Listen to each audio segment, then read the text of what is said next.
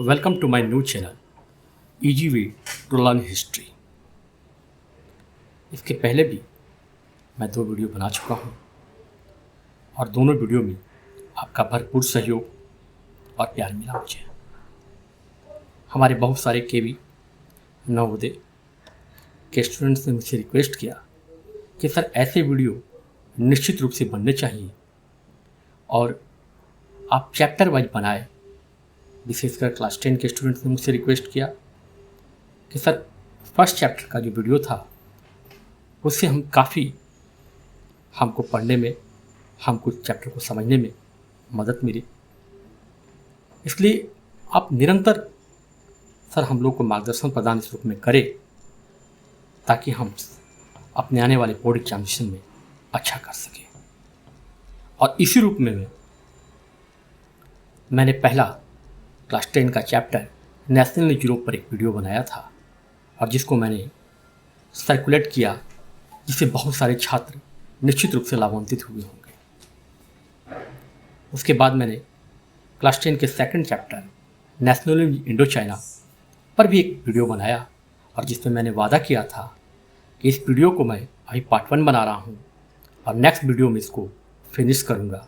और उसी वादे के तहत मैं फिर एक बार आपके सामने, मैं राजेश कुमार सिंह, इस वादे को लेकर निश्चित रूप से मैं नेशनलिज्म इंडो चाइना को अपने दूसरे वीडियो में समाप्त करूंगा, मैं आया हूं। स्टूडेंट्स से रिक्वेस्ट है कि पहले ही आप अभी अपनी कॉपी, अपने पेन्स लेकर बैठेंगे ताकि मैं जो कुछ बोलूं उसका भरपूर लाभ उठाएं और आप उसका टू द पॉइंट्स आप उसको नोट भी करते जाएंगे।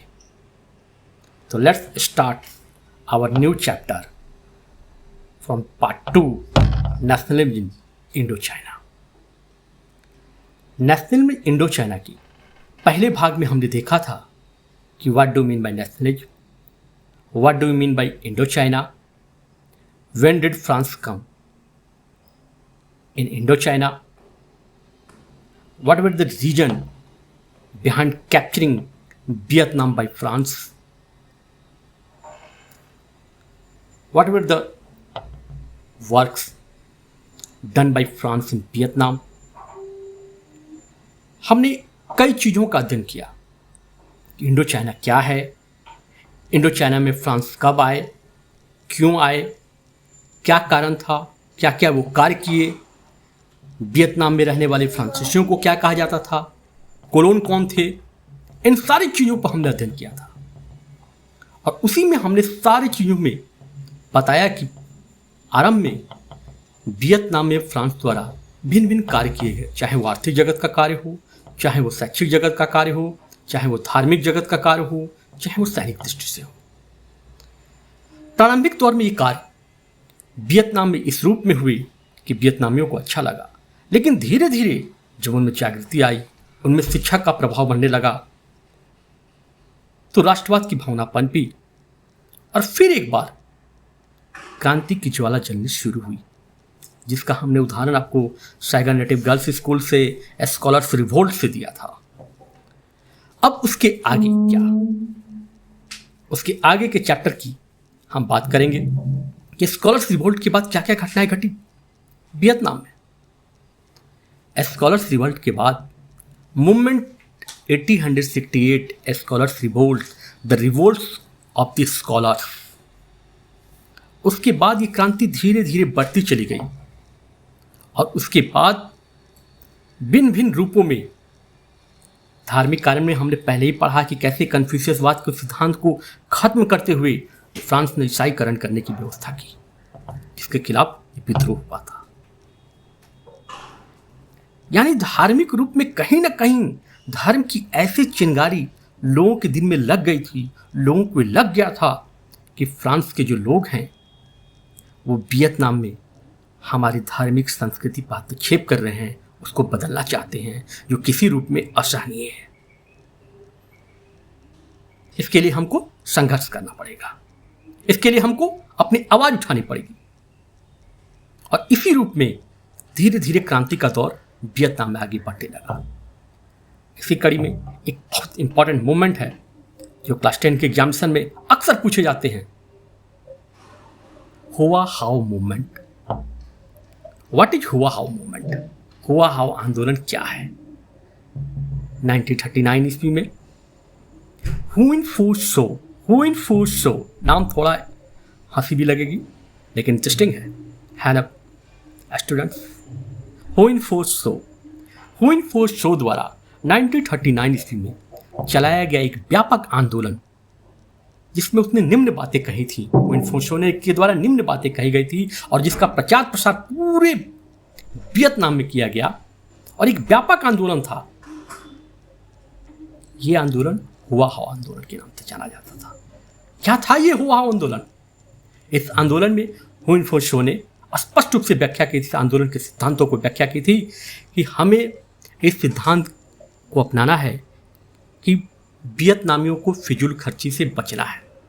वियतनाम में जो है ये लोग अपने स्वतंत्रता की लड़ाई हम नहीं लड़ पा रहे हैं क्योंकि हम जो है वो शराब के नशे में जो फ्रांसीसियों द्वारा बुरी लत लगाई गई है उसी में हम व्यस्त हैं। तो शराब को हमें छोड़ देना है, शराब की बुरी लत जो है वो पूरे वियतनामियों को त्याग करना है। हमारी जो गंदी आदतें हैं जिसके कारण हम इसी में सामाजिक बुराइयां जो हैं इसको दूर करने के लिए हमको सबसे पहले बालिका वधू को जो खरीद फरोख्त जो हो रही थी उसको बंद करना है। हमें सदाचार आचरण का नियम अपनाते हुए कन्फ्यूशियस के सिद्धांतों पर चलना है। यानी अगर हुआ हाउ आंदोलन कहा जाए जिसको हुइन फू शो ने चलाया था जो 1939 में हुआ था, इसमें 3-4 बातें प्रमुख हैं। क्या है ये आंदोलन? तो आंदोलन को लिखा जाएगा कि आंदोलन 1939 ईस्वी में हुआ, आंदोलन हुइन फू शो द्वारा चलाया गया और आंदोलन में निम्न बातें थी। फिजूल खर्ची बंद करना है, शराब पर पाबंदी यानी शराब का सेवन वियतनामियों को नहीं करना है, बालिका खरीद हमें नहीं करनी है यानी छोटी उम्र में जो लड़कियों की खरीद बिक्री होती थी इसको बंद करना है और सामाजिक समरसता को रखते हुए कन्फ्यूशियस के सिद्धांतों को अपनाना होगा। यह था हुआ हो आंदोलन।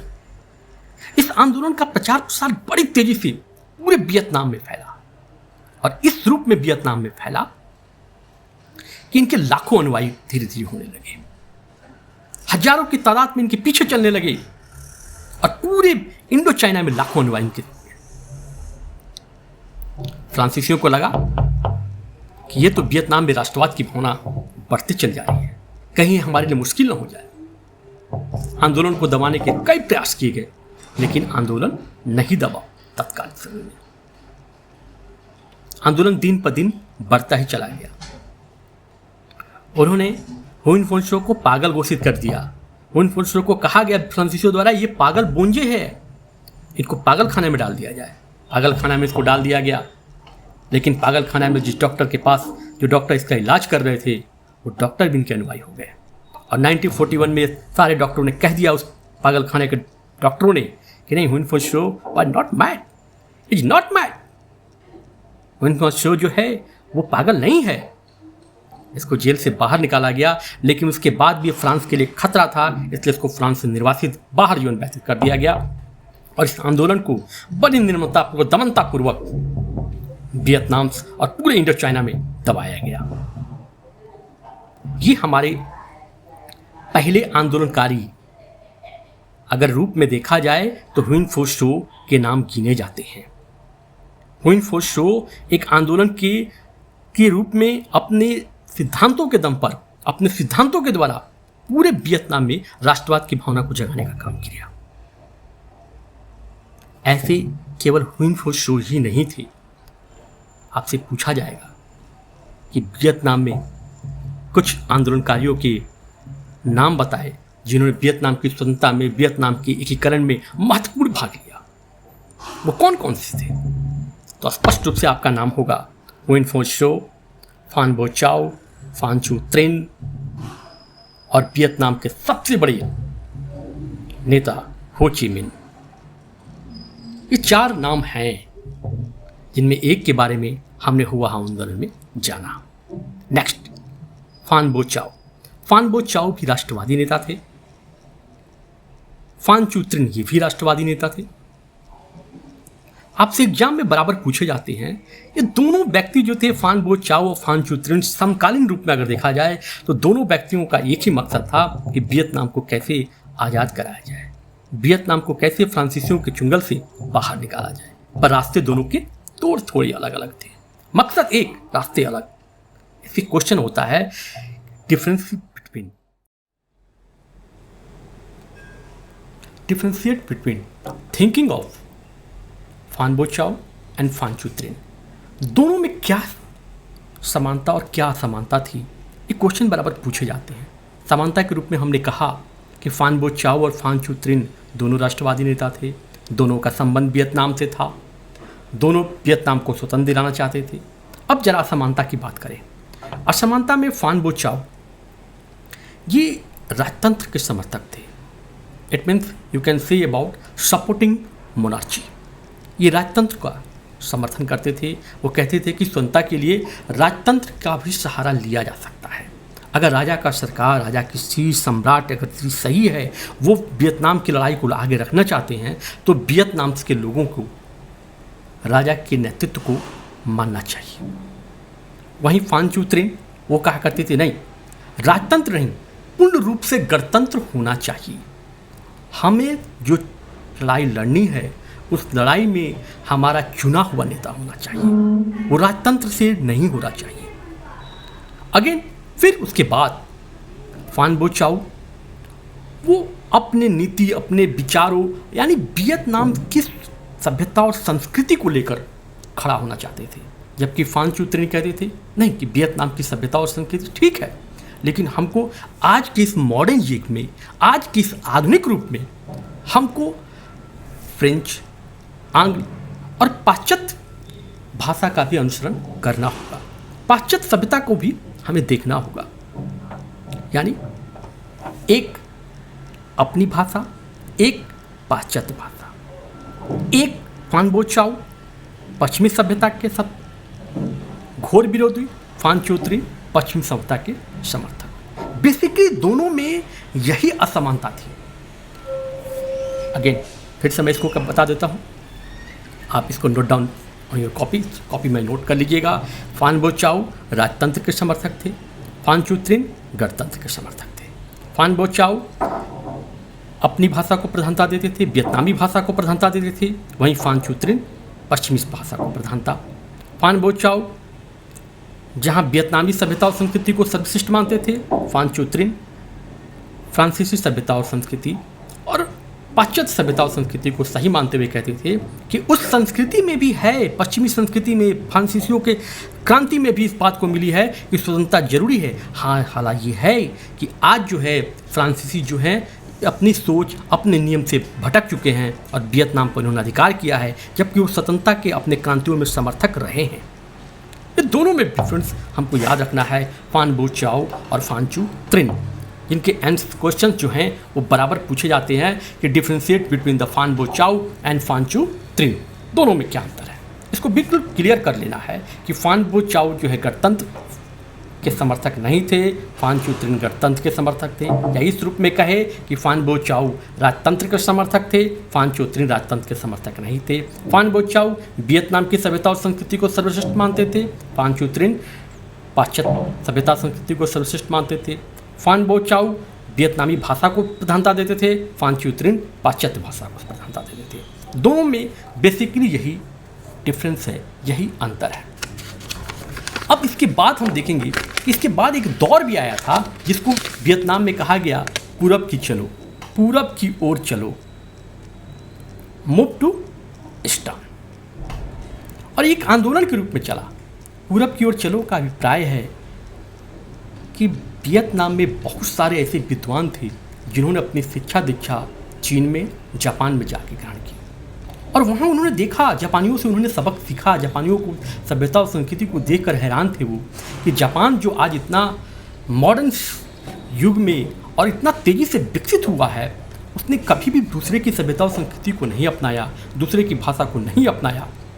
उसने अपनी भाषा और संस्कृति के बल पर ही पूरी दुनिया को उसने अपने नीचे किया, पूरी दुनिया में अपनी एक पहचान बनाई। छोटा सा देश जापान रूस जैसे बड़े देश को 1894, 95 और 1904, 1905 ईस्वी के युद्ध में हरा देता है, जो पूरे विश्व के लिए एक पैगाम देता है कि नहीं, अगर आप अपनी सभ्यता, अपनी संस्कृति और अपने लोगों पर भरोसा करें तो बड़ा से बड़ा कोई भी काम किया जा सकता है। और इस रूप में जापान ने वो काम किया। और जब हमारे वियतनामी जो थे, जिन्होंने जापान में शिक्षा दीक्षा ग्रहण की, करीब इनकी संख्या 400 के लगभग थी। याद रखना है, 400 के लगभग इनकी संख्या थी। और जब वहाँ पर ये गए, उनको ये लगा कि नहीं, जापान की सभ्यता और संस्कृति की तरह ही वियतनाम की सभ्यता और संस्कृति को अपनाकर वियतनाम का विकास किया जा सकता है, यहाँ से फ्रांसीसियों को भगाया जा सकता है। तो ये उन्होंने एक मूवमेंट शुरू किया, और जिस मूवमेंट का नाम था पूरब की ओर चलो। पूरब की ओर चलो का मतलब चलना नहीं था, मतलब था कि पूरब की जो आंदोलन है, पूरब के जो देश हैं, उनकी नीतियों का हमें अनुसरण करना है। उनके नीतियों को मानते हुए वियतनाम की विकास को हमें देखना है। और यही आंदोलन पूरब की ओर चलो आंदोलन के रूप में जाना जाता है। वियतनाम के एक प्रमुख राष्ट्रवादी जिसकी हम चर्चा कर चुके हैं, आपको कह चुके हैं कि 4 राष्ट्रवादियों के नाम दिए है, उसमें एक प्रमुख नाम था हो ची मिन। Ho Chi Minh the parallel way to our country, our राष्ट्रपिता महात्मा गांधी।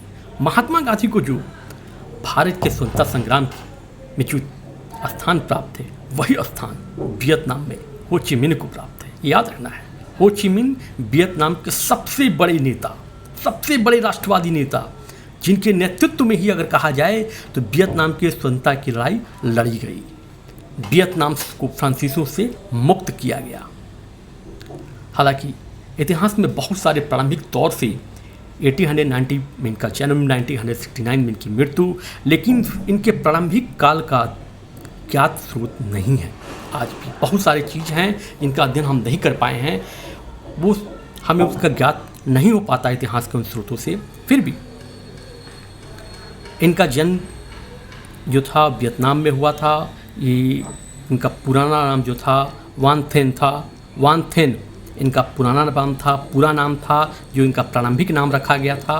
और उसके बाद इनका नाम धीरे धीरे चेंज होकर इनका नाम हो ची मिन आया। ये प्रारंभिक दौर से ही एक उस प्रकार के राष्ट्रवादी नेता थे जिन्होंने हर रूप में राष्ट्र का विकास करने की सोची और अपनी लड़ाई लड़ने के लिए एक रणनीति तैयार की। इसी के तहत 1930 ईस्वी में इन्होंने कम्युनिस्ट पार्टी ऑफ वियतनाम, यानी वियतनामी कम्युनिस्ट पार्टी का निर्माण इन्होंने किया। वियतनामी कम्युनिस्ट पार्टी जो आगे चलकर इंडो चाइनीज कम्युनिस्ट पार्टी के नाम से भी जाना गया।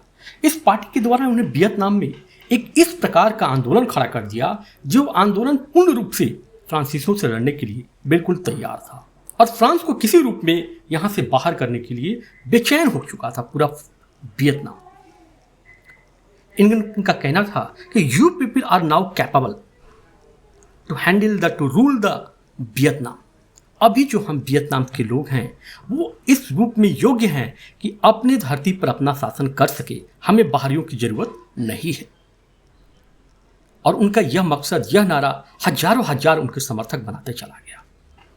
इंडो चाइनीज कम्युनिस्ट पार्टी के नेतृत्व में ही अगर कहा जाए तो वियतनाम को अंततोगत्वा 1945 ईस्वी में स्वतंत्रता मिली।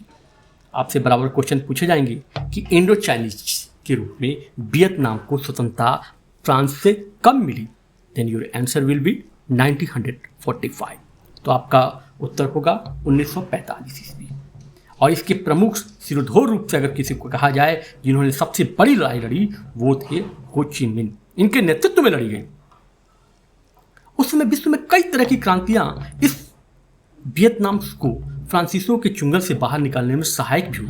जैसे 1911 ईस्वी में मंचू राजवंश में चीनी क्रांति हुई, जिसने मंचू राजवंश को समाप्त कर दिया और चीन में गणतंत्र की लहर को आगे ले किया। उसी प्रकार 1905 में छोटा सा देश जापान ने बड़े से देश रूस को हरा दिया।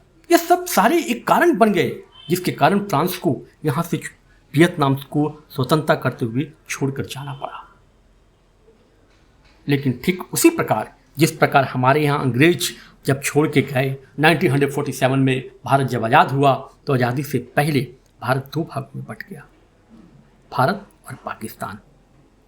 इस साथ मेरे सारे स्टूडेंट को इस बात को मालूम है, सभी स्टूडेंट्स मेरी बात को जानते हैं। ठीक उसी प्रकार यहाँ पर जब फ्रांस गए तो फ्रांस के जाने के बाद ही यहाँ पर भी वियतनाम दो भागों में बट गया। वो एक भाग जो राजतंत्र का समर्थक, एक भाग जो गणतंत्र का समर्थक, उत्तरी वियतनाम और दक्षिणी वियतनाम। उत्तरी वियतनाम जिसमें हो ची मिन्ह की सरकार बनी, दक्षिणी वियतनाम जिसमें बाओ दाई जो राजतंत्र के समर्थक थे और जिनको फ्रांस ने सपोर्ट किया, अदर कंट्री ने सपोर्ट किया, वो वहां के राजा बने। यानी दो वियतनाम दो भागों में बट गया, उत्तरी वियतनाम और दक्षिणी वियतनाम। अब यहां के बाद एक दूसरी लड़ाई शुरू हो गई। उत्तरी वियतनाम में कम्युनिस्टों की सरकार थी। 1954 आते आते कम्युनिस्ट पार्टी इस तेजी में बढ़ी कि अमेरिका जैसे प्रमुख ताकतवर देश को डर लगने लगा कि चीन की तरह और राष्ट्रों में, वियतनाम और सारे देशों में धीरे धीरे कहीं कम्युनिस्ट नहीं फैल जाए। और कम्युनिस्टों के सबसे बड़े अगर दुश्मन कोई थे तो वो थे अमेरिकी। अमेरिका ने स्थिति का लाभ उठाने की कोशिश की कि नहीं, हमें किसी रूप में वियतनाम में कम्युनिस्ट पार्टी की सरकार, कम्युनिस्टों को बढ़ावा नहीं देना है। और इसी कारण दक्षिणी वियतनाम को अमेरिका ने सपोर्ट किया। और दक्षिणी वियतनाम के सपोर्ट करने के बाद उत्तरी वियतनाम और दक्षिणी वियतनाम में युद्ध की स्थिति हुई। दोनों देश लड़े और बीच में अमेरिका ने हस्तक्षेप किया और अमेरिका पूर्ण रूप से इस युद्ध में शामिल हो गया। 1954 के बाद एक भयानक लंबी लड़ाई लड़ी गई, जिसमें एक संगठन जिसका नाम है NLF, नेशनल लिबरेशन फ्रंट। ये आपसे क्वेश्चन पूछे जाएंगे कि NLF क्या है, इसका फुल फॉर्म क्या है, तो नेशनल लिबरेशन फ्रंट। यह फ्रंट कहा करता था कि नहीं, उत्तरी वियतनाम और दक्षिणी वियतनाम को एक होना होगा। अमेरिका से युद्ध करने के लिए जरूरी है कि उत्तरी वियतनाम और दक्षिणी वियतनाम का एकीकरण हो। लेकिन आज भी तो दक्षिणी वियतनाम में जो राजा थे, जो किंग थे, वाइन देन, बाओ दाई के बाद वाइन देन, ये सपोर्ट करने वाले थे अमेरिकी की, और जिसके बल पर इन्होंने उत्तरी वियतनाम से लड़ाई लड़ी। उत्तरी वियतनाम और दक्षिणी वियतनाम की इस लड़ाई में अमेरिका के कूद जाने के बाद स्वतंत्र परोक्ष रूप से अमेरिकी वर्सेस वियतनाम की लड़ाई शुरू हो गई। अमेरिका ने तरह तरह के इस युद्ध में शामिल होकर अनेक हथियारों का प्रयोग किया, जिसमें नापाम, एजेंट ऑरेंज, फास्फोरस बम, इस तरह के घातक हथियार थे। क्वेश्चंस बराबर पूछे जाते हैं, नापाम क्या है। नापाम से एक इंपॉर्टेंट टर्म्स है, मेरे स्टूडेंट्स ध्यान देंगे। ये जो टर्म्स है ये आपके क्लास 10 में पूछे जाएंगे। आपके 3 नंबर में ये क्वेश्चन बराबर रहते हैं। नापाम क्या है, एजेंट ऑरेंज क्या है, दोनों से आप क्या समझते हैं। नापाम बेसिकली एक रासायनिक हथियार था जिसमें गैसोलीन था, और ये हथियार अमेरिका द्वारा वियतनामी युद्ध में प्रयोग किया गया था। जब इस हथियार के रूप में अमेरिकी द्वारा इस बम को फेंका जाता था तो गैसोलीन जो था वो त्वचा से चिपक जाता था, और चिपकने के बाद त्वचा में जलन शुरू हो जाती थी, और जिसके बाद व्यक्ति की मृत्यु हो जाती थी। वहीं दूसरी तरफ एजेंट ऑरेंज, एजेंट ऑरेंज बिल्कुल एक पॉइजनस था, एक जहर था। इस रूप में अमेरिका ने वायुयान द्वारा इसका छिड़काव किया, और इस छिड़काव में जितने भी पेड़ थे, जितने भी घने जंगल थे जिसमें वियतनामी छिपे हुए थे, उस सारे जंगल को नष्ट करने का काम, उनकी पत्तियों को जलाने का काम, उस पेड़ को खत्म करने का काम अमेरिका ने किया था। यानी अमेरिका ने इस युद्ध में हर अपनी नीति अपनाई, हर चीज की। एक कैसे वियतनाम में कम्युनिस्टों को उखाड़ फेंका जाए, लेकिन कम्युनिस्ट भी और वियतनाम में एक से एक स्वतंत्रता सेनानी की, जिसमें महिलाओं ने भी बढ़ चढ़कर भाग लिया। जिसमें एक नाम प्रमुख आता है ट्रंग सिस्टर, जिसका उल्लेख हो ची मिन्ह, फान बो चाओ सभी ने किया है।